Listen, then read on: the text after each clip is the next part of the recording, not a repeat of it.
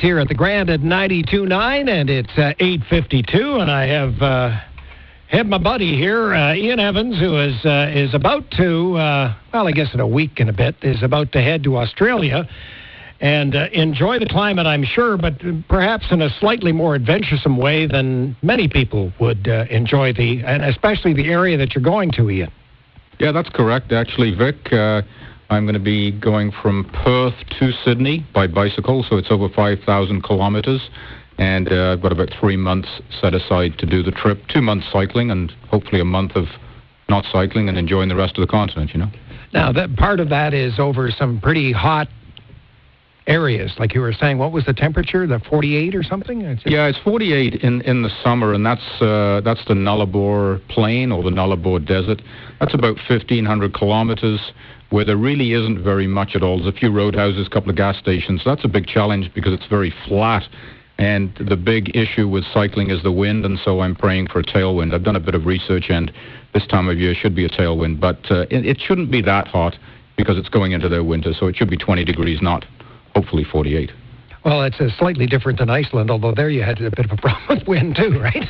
Well, it was a different situation there. We went in the summer, supposedly the summer, and it turned into a winter trip with headwind on almost every day. So I'm really hoping it doesn't turn into that kind of trip. Yeah, absolutely. Well, I know because I've got my daughter living over there now. She has said that, well, actually not so much her. She says this weather's pretty darn nice, and knowing that you guys are in the middle of winter and it's summer here, so they have 25, 30 degrees, but her boyfriend doesn't agree with that, who's the native, and he says, you know, we should be up 35, 36, that sort of thing, because he's a boarder as well. So. Right. So what other challenges do you, in that kind of a distance, 5,000 K is a long, long way to go. Do you have issues because you're going to be riding a lot on your own, right? So do you have concentration issues and things like that on something like that? Or I guess when you're banging along the road, maybe not so much. But.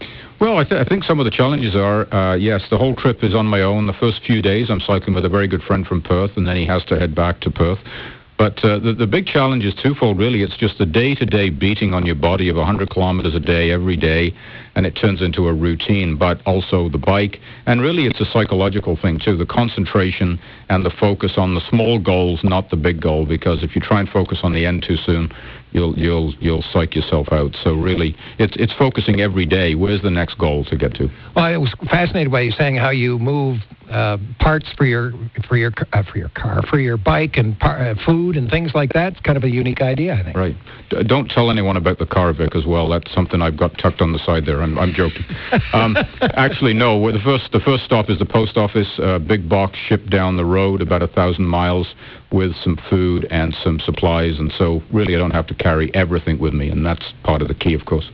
Yeah, I can't imagine how much, if you were trying to carry the food and everything else for that length of trip, would be just crazy. It would be a pretty funny photograph seeing that on the bike, I think. So I went 5K today. That's right. And the other really important thing about this is you're helping raise some money for Habitat with your trip to Australia. That's right, absolutely. And anyone that wants to log on and track progress, I do have a travel website, and that is mytripjournal.com/Ian Down Under, and that's mytripjournal.com/Ian Down Under. And on there, there is a hot link to donate to Habitat.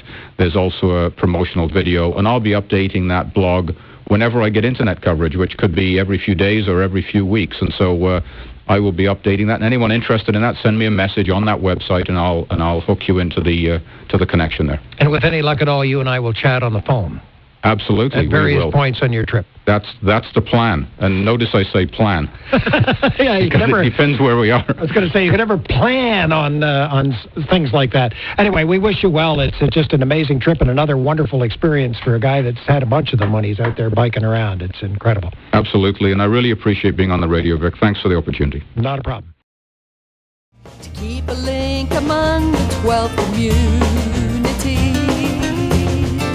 that we could share in the Greenway, to walk and ride and enjoy each day along that abandoned section of the CP Railroad line.